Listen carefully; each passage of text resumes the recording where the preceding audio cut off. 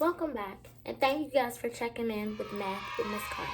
Today, we're going to still be working on our subtraction of two-digit numbers, but with borrowing from the tens column. We worked on it a lot for these past couple of days, and I used some representation of base 10 blocks to show you what it looks like. Okay? But today, we're going to see if we can take away those base 10 blocks completely and do it on our own with just visually noticing the problem. So let's get started with our first problem, okay? The first number is 63 minus 27.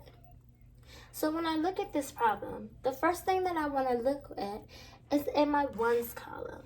And I want to notice, is the number that's in my ones column smaller on the top? So I have a 3 and I have a 7. But the 3 is on the top, and that's a smaller number.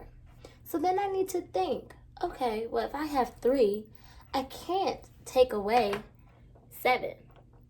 That's too many. So I need to figure out a way to still do this problem. And that way is by borrowing from what's in my tens column. So what that's going to look like is I'm going to take 1 away from here. And if I take 1 away from 6, that gives me 5. So now I'm going to put a 5 there. And then that 1 that I took away, that 1 represents one group of tens. So now I'm going to bring it over here. But I'm not going to add it to this because it's not a 1. It's a group of 10. So a group of 10 plus 3 would make this number 13. So I'm going to put it there so it looks just like a 13 now. So I have 5 and 13 ones. It's still the number 63, but just shown with more ones that haven't been regrouped yet. So now I can do my subtraction problem. I have 13 in my ones column, and 13 minus 7 is going to give me what number? Correct, 6. And you can always put those numbers in your head and count back to them. Just remember that when we're doing subtraction, our numbers need to get smaller. So then I can move on in my tens column, and now I have a 5 groups of tens and minus 2 groups of tens. So 5 minus 2 gives us 3. So now I know that 63 minus 27 equals 36. Our next problem is 55 minus 38. And again, I'm going to look at our problem and see, is the number on top in my ones column smaller than the number that's on the bottom in the ones column? And on top I have a 5, and on the bottom I have an 8. So, is a 5 smaller than an 8? Yes, it is. So I need to borrow from my tens now. And when I borrow, I'm just borrowing one group of tens. I'm not going to borrow 20 or 30, just one. So if I take 1 away from my 5 here, that gives us what? Exactly, a 4. So I put my 4 there. And then I'm adding 10 more to 5. And 10 plus 5 gives me 15. So I need to show that. Now I have 15 and 4 groups of tens, which is still 55. If I counted it all out, it would still be 55. So now I can do subtraction. And I know 15 minus 8 equals what? It's 7. Right, and now I'm just going to do my 10 side.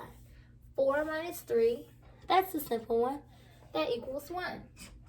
So now I know 55 minus 38 equals 17. And I can do this problem and check my work because you always want to check your work when you're a good mathematician. So I could also draw it out using the base 10 blocks if I wanted to. And that's a good way for you to check your work. I want you to try it this way first and then check your problem, okay? And our last problem for today is 71 minus 16. So again, I'm going to look. Is my number that's in my ones column on top smaller than the number in the ones column on the bottom? On top, I have a 1.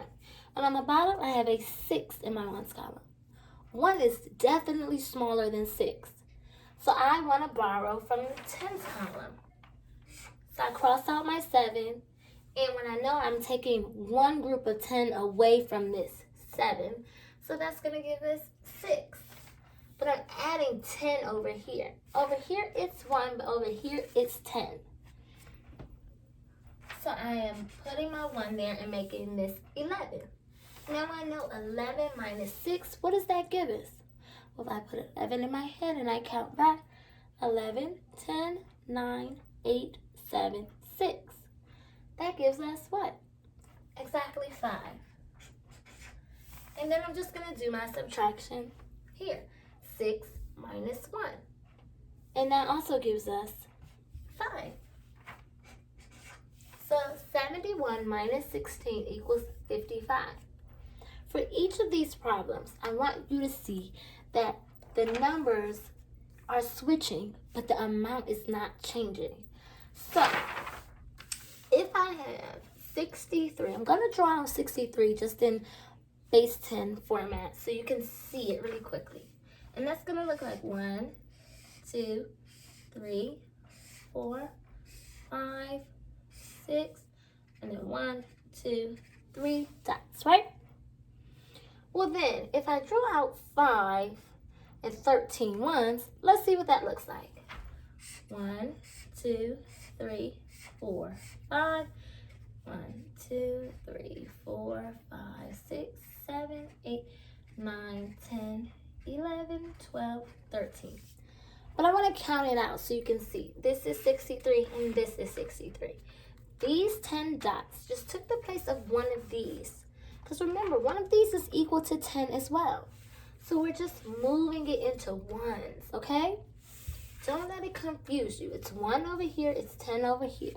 Just like this is equal to 1. But if I have one of this, it's equal to 10. 10 of these is equal to 1 of these. So we're just moving it back over into its ones format, like before we grouped it, okay?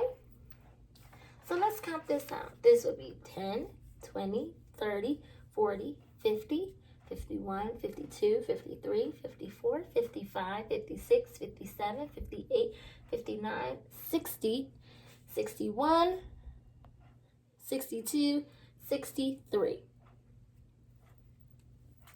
Same number.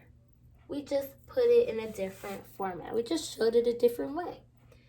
Before we learned about place value, we would have had to write all of these dots out. This is just a quick way of showing tens and ones, okay? So if you're having any trouble, hopefully you came to my small group yesterday. But if not, just let me know and we can have another one, okay?